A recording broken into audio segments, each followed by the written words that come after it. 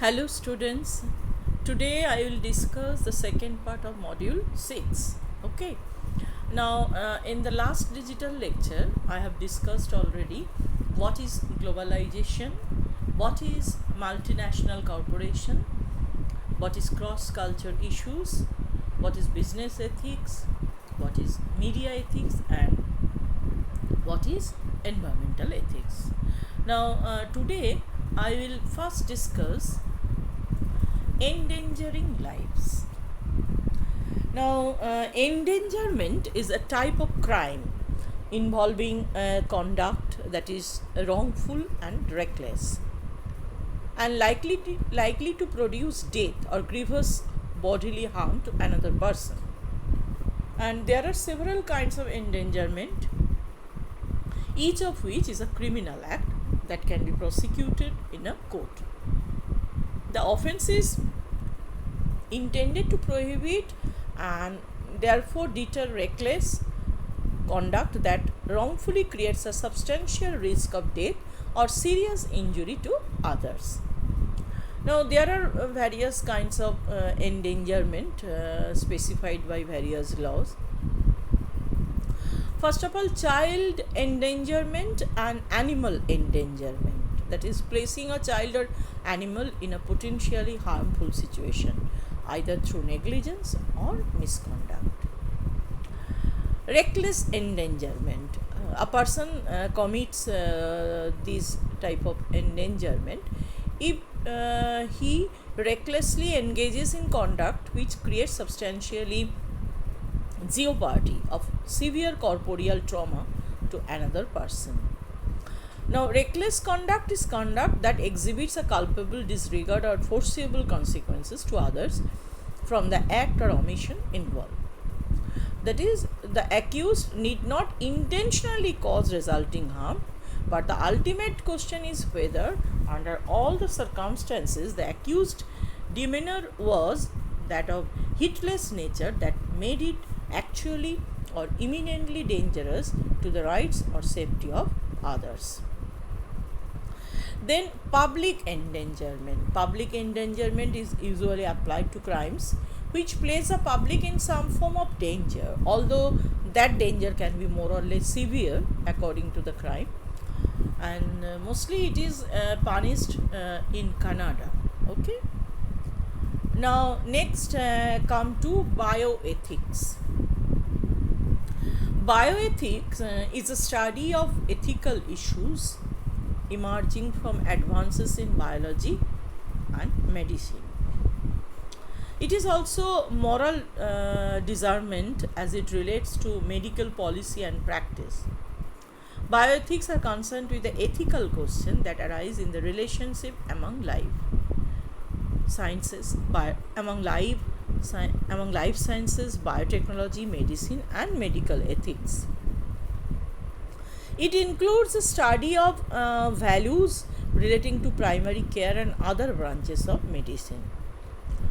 And four commonly accepted principles of healthcare ethics, that is, principle of respect for autonomy, principle of non-maleficence, principle of beneficence, and principle of justice.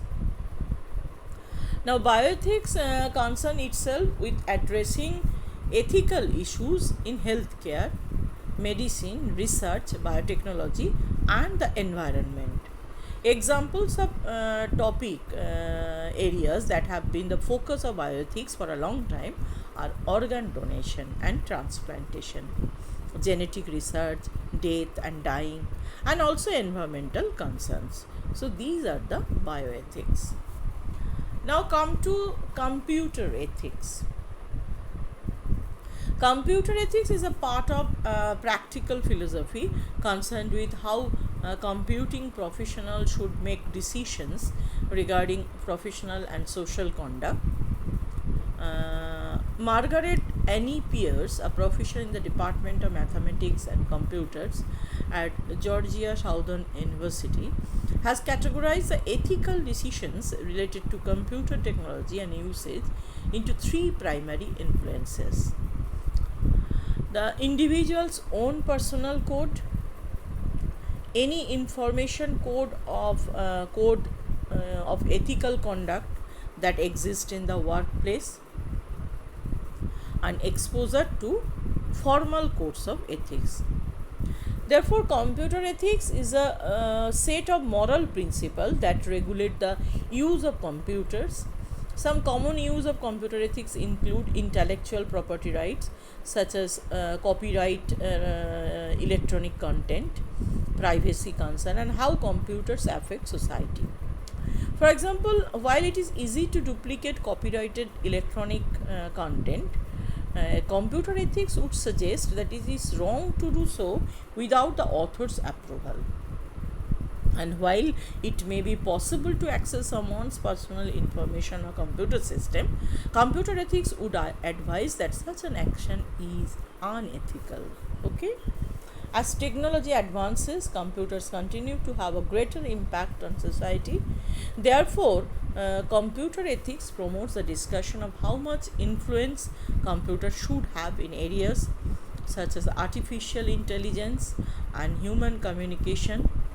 As a world of computers evolves, computer ethics continues to create ethical standards that address new issues raised by new technologies. Then come to where ethics. Where ethics is to help decide what is right and wrong, both for individuals and countries, and to contribute to debates on public policy and ultimately to government and individual actions. Now, where has been puzzling philosophers for centuries, as we know, and it is not hard to see why. What could be more intuitive or ethical than the belief that it is morally wrong to kill on a massive scale? However, many would argue that there are times when where is normally permissible and even obligatory. The most famous way of ethically assessing where is to use just where theory, a tradition going back to St. Augustine in the 5th century and St. Thomas in the 13th century. Just where theory considered the reasons for going to war just ad bellum, and the conduct of war jus in bello. This distinction is important. A war might be ethical, but the means unethical. For instance, using landmines, torture, chemicals, and current debate is concerned with drones. And just where theory sets out principles for a war to be ethical. The war must be waged by a legitimate authority in a just cause and waged with right intention and have a strong probability of success and be a last resort. So, where has been puzzling philosophers for centuries, and it's not hard to see why and where might be ethical, but the means must be unethical. Okay. Now, next come to research ethics. Ethics are broadly the set of values, written or unwritten, that govern our expectation of our own and others' behavior. Effectively, they set out how we expect others to behave and why, while there is broad agreement on some ethical values. For example, that a murder is bad. There is also wide variation on how exactly these values should be interpreted in practice. Research ethics are the set of ethics that govern how scientific and other research is performed at a research institution such as universities and how it is disseminated. When most people think of research ethics, they think about issues that arise when research involves human or animal subjects. While these issues are indeed a key part of research ethics, there are also wider issues about standards of conduct. These include the importance of publishing findings in a transparent way, not plagiarizing others' work, and not falsifying work. Research ethics is closely related to the ethical principle of social responsibility. This research covers a wide context of working with people. So, the researchers raised a task not only to gain confidence in the respondents' eyes to receive reliable data. Okay. Now, next come to intellectual property rights. Now, intellectual property is a term referring to a number of distinct types of human creations of the mind for which property rights are recognized.